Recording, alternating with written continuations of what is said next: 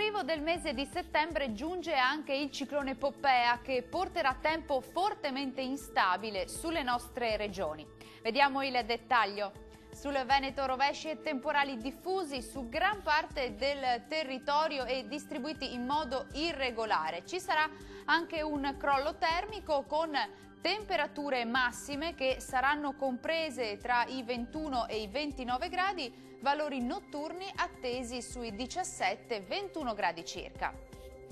Andiamo ora a vedere la situazione del Friuli Venezia Giulia. Anche qui rovesci e temporali diffusi, localmente anche forti, specie sui settori montuosi.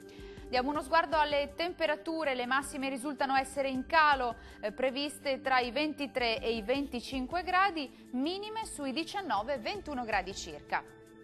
E concludiamo con uno sguardo alla situazione del Trentino Alto Adige. Maltempo diffuso anche qui, con rovesci e temporali possibili su tutto il territorio e possibili anche locali grandinate.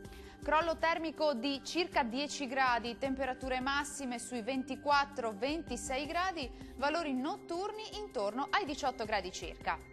Il mare sarà generalmente mosso, i venti moderati meridionali. Dal meteo di Antenna 3 per ora è tutto. Arrivederci al prossimo aggiornamento.